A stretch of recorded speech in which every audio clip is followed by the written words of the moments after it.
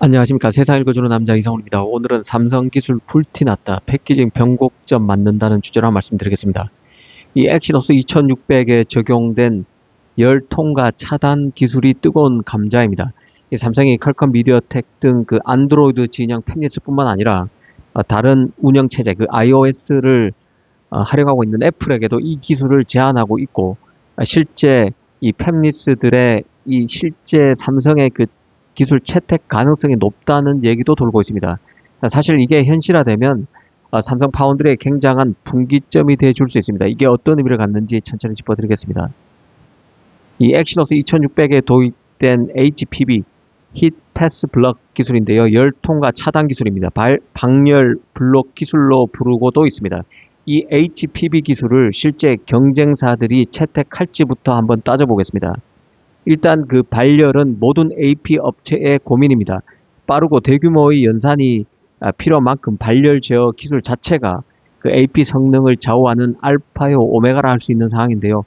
당장 안드로이드 진영의 최고 AP로 꼽히는 이 퀄컴 같은 경우도 스냅드래곤 8 엘리트 5세대 AP의 경우는 이 벤치마크 테스트 결과상 가장 빠른 모바일 칩셋이라고는 하지만 이 경쟁 업체인 애플의 A19 프로를 이기려면 60%가량 더 높은 전력 소모가 필요합니다. 이 정도의 전력 소비는 이 최고급 SoC라고 하더라도 엄청난 열을 발생시켜서 가장 견고한 전기 챔버조차도 효과적으로 방출하지 못할 정도까지 됩니다. 스냅드래곤 8 엘리트 6세대 버전의 경우는 TSMC 2나노에서 만들어지는데요. 최고 선단 노드가 칩 효율성 향상에 도움을 주더라도 전력 소모는 통제 불능으로 급격히 증가할 수 있습니다. 그러니까 열 방출을 잘 해야 되고 그런 기술이 필수적인 것이죠. 미디어텍도 같은 처지입니다. ARM의 그 CPU 설계를 갖다 쓰다 보니 퀄컴의 그 자체 오라이온 CPU 코어보다 효율이 떨어져서 과도한 열이 발생하게 됩니다. 이런 점을 감안하면 이들 기업이 삼성의 HPB 히트 패스 블럭을 도입할 가능성이 크다는 뜻이죠. 무엇보다 스마트폰 내부의 방열판만으로는 2나노 공정 칩의 미세한 발열을 잡는데 한계가 있다고 보는 게 맞을 것입니다. 그럼 여기서 이런 질문도 가능할 것 같은데요. 사실 퀄컴 같은 기업이 삼성의 HPB 기술을 받아들인다고 해서 꼭 삼성 파운드리를 활용한다는 보장이 있느냐는 질문 말입니다. 그냥 일종의 HPB 기술 사용료를 지불하면 끝일 수 있는 거 아니냐, 로열티만 내면 되는 거 아니냐, 이런 궁금증이 생길 수 있는데요. 합리적인 의문입니다. 만약 삼성이 TSMC에서 생산한 칩에 이 기술만 따로 적용한다고 하면 라이선스 피를 받을 수도 있겠지만, 현재 삼성은 이 기술을 후공정 경쟁력을 높여서 전체 수주를 따내기 위한 무기로 활용하려고 합니다. 이걸 지렛대로 칩을 수주하려고 한다는 것이죠.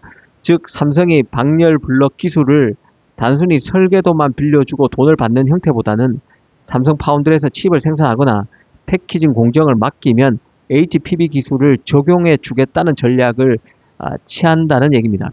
그간 삼성 파운드리는 TSMC에 비해서 후공정 그 패키징 기술력이 약점으로 지적되어 왔는데요. 하지만 HPB 기술이 업계 표준처럼 자리 잡는다면 발열을 잡으려면 삼성 패키징을 써야 한다는 인식을 심어줄 수 있습니다.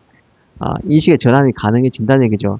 HPB 기술이 엑시노스의 고질적인 문제였던 발열과 스로틀링, 성능 저하를 성공적으로 해결한다면 삼성 2나노 공정 전체에 대한 대회 신뢰도가 급상승하게 된다는 의미이기도 합니다.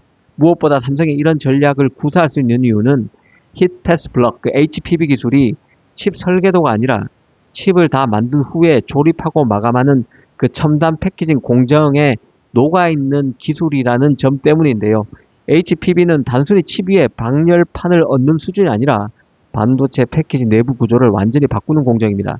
기존에는 칩 AP 위에 메모리 D램을 수직으로 쌓았다면 삼성이 제안하는 HPB 방식은 엑시노스 2600에 적용된 것처럼 메모리를 옆으로 밀어내고 칩 그 AP 바로 위에 구리 방열 블록 HPB를 직접 밀착시키는 구조입니다. 그렇다 보니 이 공정은 칩을 웨이퍼 단계에서 자르고 배선을 연결하는 그 패키징 라인에서 이루어집니다. 즉 삼성의 첨단 패키징 라인을 이용해야만 구현이 가능한 기술이 된다는 뜻입니다. 삼성은 팹리스 업체들에게 설계만 가져오면 우리가 2나노 공정으로 칩도 찍어주고 HPB 기술로 10가지 확실히 잡아서 완제품 패키지로 만들어주겠다는 일종의 풀 패키지 제한을 할 수 있게 되는 것이죠. 현재 퀄컴 등은 TSMC의 칩온 웨이폰 서브스트레이트 패키징을 주로 쓰지만 최근 TSMC의 2나노 공정 단가가 너무 비싸고 예약이 꽉 차 있다는 단점이 있습니다. 삼성이 노리는 지점은 퀄컴 입장에서 보면 TSMC보다 저렴하면서도 HPB라는 독보적인 발열 제어 기술까지 덤으로 얹어준다는 요구를 삼성이 하게 되고, 그렇게 되면 퀄컴 입장에서는 삼성 파운드리를 선택할 명분이 더 하나 생기는 것이죠. HPB는 칩과 방열판 사이의 열 저항을 극도로 낮추는 특수 소재와 접합 기술의 핵심이라 삼성의 제조 기밀이나 마찬가지입니다. 이 공정을 수행하려면 전용 패키징 장비와 라인이 구축돼야 하는데요. 현재 이를 가장 완벽하게 구현한 곳이 바로 삼성의 후공정 라인입니다. 물론 삼성이 OSAT와 같은 후공정 전문업체에 기술 라이선스를 주고 이 기술을 넘길 수도 있습니다. 이 경우에는 팹리스들이 칩은 TSMC에서 만들어서 제3의 업체나 삼성에게 제3의 업체라는 건 OSAT를 말하는 거죠. 이 후공정 전문업체나 삼성에게 HPB 공정만 입히는 과정을 따로 할 수도 있을 것입니다. 하지만 이렇게 되면 비용과 수율 측면에서 매우 비효율적인 가능성이 큰 것이죠. 삼성으로서는 HPB를 통해서 패키징 주도권을 갖고 가려는 의도가 있는 것입니다. 결국 칩만 잘 만드는 파운드리를 넘어서 열 관리까지 완벽하게 해주는 해결사로서 이미지를 구축하려는 것입니다. 만약 퀄컴이 차세대 스냅드래곤 일부 물량을 삼성 2나노에 맡긴다면 이것은 단순한 가격 때문이 아니라 HPB 기술을 통해서 스마트폰의 고질적인 발열 문제를 해결하려는 전략적 선택이 될 가능성도 있다고 봐야 합니다. 삼성이 HPB 기술을 통해서 또 하나의 지렛대를 갖게 된 것이죠.